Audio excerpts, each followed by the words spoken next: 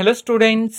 So KCET 2024ಗೆ ಸಂಬಂಧಪಟ್ಟಂತೆ PCMB ಎಕ್ಸಾಮ್ಸ್ಗಳಿಗೆ ಸಂಬಂಧಪಟ್ಟಂತೆ ಈಗ ಒಂದು ಮಹತ್ವದ ಮಾಹಿತಿ ಇದೆ.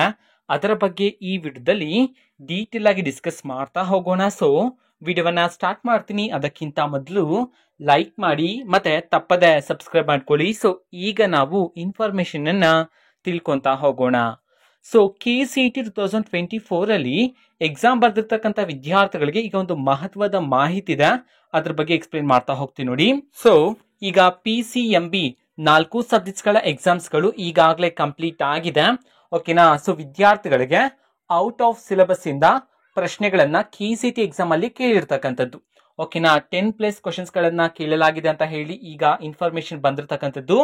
ಓಕೆನಾ. ಸೊ ಇದಕ್ಕೆ ಸಂಬಂಧಪಟ್ಟಂತೆ ನಮ್ಮ KEಯವರು ಆಫಿಷಿಯಲ್ ಆಗಿ ಇನ್ಫಾರ್ಮೇಶನ್ ಅನ್ನ ವಿದ್ಯಾರ್ಥಿಗಳಿಗೆ ತಿಳಿಸಬೇಕಾಗಿರುತ್ತೆ. ಯಾಕೆ ಅಂತಂದ್ರೆ ಈಗಾಗಲೇ 2024 ಅಲ್ಲಿ ಸೆಕೆಂಡ್ PUC ವಿದ್ಯಾರ್ಥಿಗಳಿಗೆ ರೆಡ್ಯೂಸ್ ಸಿಲೆಬಸ್ ಅನ್ನ ನಮ್ಮ ಶಿಕ್ಷಣ ಇಲಾಖೆಯವರು ಮಾಡಿದ್ರು.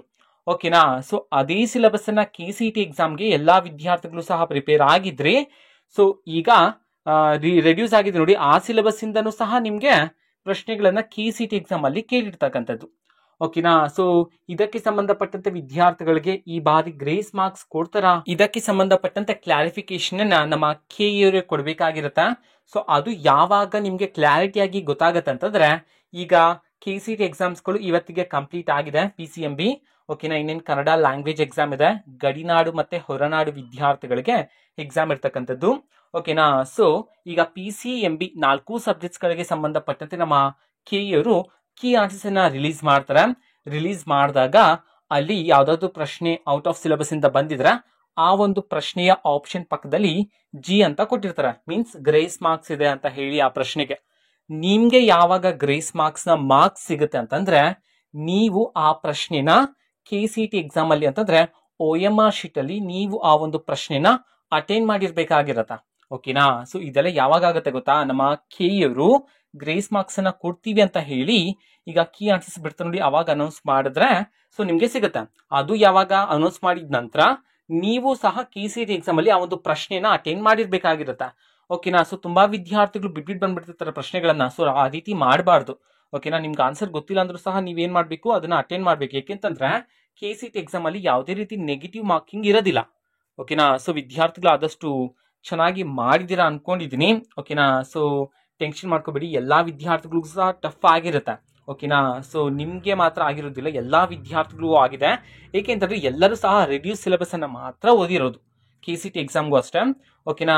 ಸೊ ವೇಟ್ ಮಾಡ್ತೀರಿ. ನಮ್ಮ ಶಿಕ್ಷಣ ಇಲಾಖೆ ಕಡೆಯಿಂದ ಆಗಿರ್ಬೋದು, ನಮ್ಮ KE ಕಡೆಯಿಂದ ಆಫಿಷಿಯಲ್ ಆಗಿ ಇದಕ್ಕೆ ಸಂಬಂಧಪಟ್ಟಂತೆ ಇನ್ಫಾರ್ಮೇಶನ್ ಬಂದ ತಕ್ಷಣ ನಾನು ನಿಮ್ಗೆ ಖಂಡಿತವಾಗ್ಲೂ ವಿಡಿಯೋ ಮಾಡಿ ತಿಳಿಸ್ತೀನಿ. ಜೊತೆಗೆ ಕೌನ್ಸಿಲಿಂಗ್ ಗೆ ಸಂಬಂಧಪಟ್ಟಂತೆ ಎಲ್ಲಾ ತರದ A to Z ಇನ್ಫಾರ್ಮೇಶನ್ ನಿಮ್ಗೆ ಈ ಒಂದು ಚಾನೆಲ್ ಅಲ್ಲಿ ಇಮಿಡಿಯೇಟ್ಲಿ ಸಿಗ್ತಿರುತ್ತೆ. ಸೊ ಚಾನೆಲ್ ಅನ್ನ ಸಬ್ಸ್ಕ್ರೈಬ್ ಮಾಡಿಟ್ಕೊಳ್ಳಿ. ಓಕೆನಾ. ಸೊ ಇದು ಇವತ್ತಿನ ಒಂದು ವಿಡಿಯೋ. ಮತ್ತೆ ಈಗ ನಾವು ಟೆಲಿಗ್ರಾಮ್, ಇನ್ಸ್ಟಾಗ್ರಾಮ್ ಮತ್ತೆ ಫೇಸ್ಬುಕ್ ಅಲ್ಲೂ ಸಹ ಈಗ ವಿಡಿಯೋಸ್ ಗಳನ್ನ ಅಪ್ಲೋಡ್ ಮಾಡ್ತಿದೀವಿ. ಸೊ ಲಿಂಕ್ಸ್ ಗಳನ್ನ ಡಿಸ್ಕ್ರಿಪ್ಷನ್ ಬಾಕ್ಸ್ ಅಲ್ಲಿ ಕೊಟ್ಟಿರ್ತೀನಿ. ಸೊ ಕ್ಲಿಕ್ ಮಾಡಿಬಿಟ್ಟು ಫಾಲೋ ಮಾಡಿ. ವಿಡಿಯೋಸ್ ಗಳನ್ನ ರೆಗ್ಯುಲರ್ ಆಗಿ ಅಪ್ಲೋಡ್ ಮಾಡ್ತಿರ್ತೀವಿ. ಜೊತೆಗೆ ಬೇರೆ ಡೌಟ್ಸ್ ಇದ್ರೆ ಕಮೆಂಟ್ ಮಾಡಿ ತಿಳಿಸಿ. ಮತ್ತೆ ವಿಡಿಯೋ ಇಷ್ಟ ಆಗಿದ್ರೆ ನಿಮ್ಮ ಫ್ರೆಂಡ್ಸ್ಗೂ ಸಹ ವಿಡಿಯೋವನ್ನ ಶೇರ್ ಮಾಡಿ. ಸೊ ವಿದ್ಯಾರ್ಥಿಗಳೇ, ಗ್ರೇಸ್ ಮಾರ್ಕ್ಸ್ ಗೆ ಸಂಬಂಧಪಟ್ಟಂತೆ ಈಗ ನ್ಯೂಸ್ ಪೇಪರ್ ಸಹ ನಿಮ್ಮ KCET ಎಕ್ಸಾಮ್ ಗೆ ಸಂಬಂಧಪಟ್ಟಂತೆ ಇನ್ಫಾರ್ಮೇಶನ್ ಬಂದಿರತಕ್ಕಂಥದ್ದು. ಓಕೆನಾ. ಸೊ ಇದಕ್ಕೆ ಸಂಬಂಧಪಟ್ಟಂತೆ KE ಕಡೆಯಿಂದ ಆದಷ್ಟು ಬೇಗ ನಿಮ್ಗೆ ಅಪ್ಡೇಟ್ ಅನ್ನ ತಿಳಿಸ್ತಾರೆ. ಓಕೆನಾ. So all the best. Thank for watching video. All the best. Thank you. Bye.